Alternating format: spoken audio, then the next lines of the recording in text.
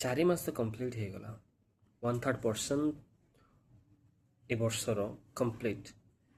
But ପ୍ରଶ୍ନ ହେଲା କି ମୁଁ ନିଜ ପାଇଁ ମୁଁ କ'ଣ କରିଛି ବା ମୋ ପରିବାର ପାଇଁ କ'ଣ କରିଛି, ପ୍ରଭୁଙ୍କ ନିମନ୍ତେ ମୁଁ କ'ଣ କରିଛି।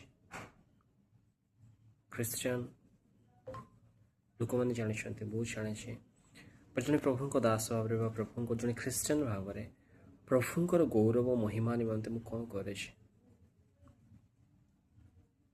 ଏ ପ୍ରଶ୍ନ ମାନେ ନିଜକୁ ପଚାରିବା ଦରକାର।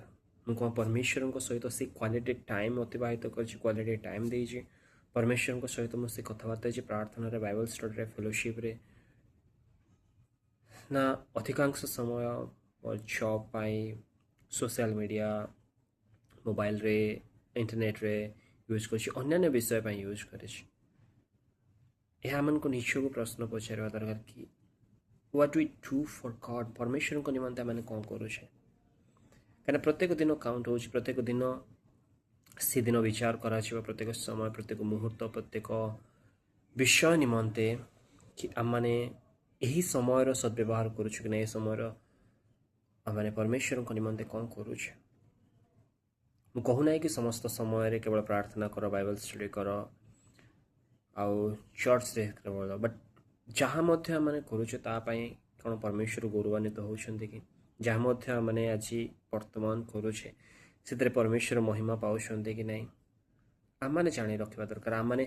ଆମମାନଙ୍କ ପ୍ରଭୁଙ୍କ ଯେଉଁ ବାକ୍ୟ ଦିଆଯାଇଛି ସେ ବାକ୍ୟ ସହିତ କମ୍ପେୟାର କରିବା ଦରକାର କି ମୁଁ ବର୍ତ୍ତମାନ ଯାହା କରୁଛେ ସେଥିରେ କ'ଣ ପରମେଶ୍ୱର ଗୌରବାନ୍ୱିତ ହେଉଛନ୍ତି। ମୋ ଜବ୍ରେ, ମୋର ଅନ୍ୟାନ୍ୟ ବିଷୟରେ, ମୋ ରିଲେସନସିପ୍ରେ, ମୋ କ୍ୟାରିୟରରେ, ସବୁ ବିଷୟରେ କ'ଣ ପରମେଶ୍ୱର ଗୌରବ ପାଉଛନ୍ତି, ନା କେବଳ ମୁଁ ଦିନ ଅତିବାହିତ କରୁଛି। କାହିଁକିନା ସମ୍ମୁଖରେ ଆମମାନଙ୍କର ଇଟର୍ନିଟି ଆଭେଲେବିଲିଟି ଅଛି, ଆମମାନଙ୍କ ସମ୍ମୁଖରେ ଅନନ୍ତ କାଳ ଅପେକ୍ଷା କରିଛି। ତ ଆମେ ସେଥିପାଇଁ ପ୍ରିପେୟାର ହେଉଛୁ, ନା ଆମେ ସେ ସମସ୍ତ ଭୁଲି ଯାଇକି ଆମେ ବର୍ତ୍ତମାନ କେବଳ ଜୀବନଯାପନ କରୁଛୁ।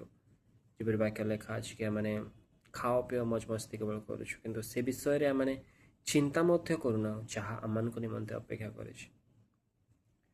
ତ ଆଜି ଡିସାଇଡ୍ କରନ୍ତୁ, ଦେଖନ୍ତୁ, ଚିନ୍ତା କରନ୍ତୁ କି ଆମେ କେଉଁ ବିଷୟରେ ପରମେଶ୍ୱରଙ୍କୁ ଗୌରବ ଦେଉଛୁ ଆଉ କେଉଁ ବିଷୟରେ ଆମେ ଦେଉନୁ। ଯାହା ଆମେ କରୁଛୁ ତାହା ଆମମାନଙ୍କର ଇଟର୍ନିଟି ବା ଅନନ୍ତ କାଳ ପାଇଁ, ନା ବର୍ତ୍ତମାନ ପାଇଁ ଏମାନେ ଚିନ୍ତା କରୁଛୁ। ପ୍ରେଜ୍ ଦ ଲର୍ଡ।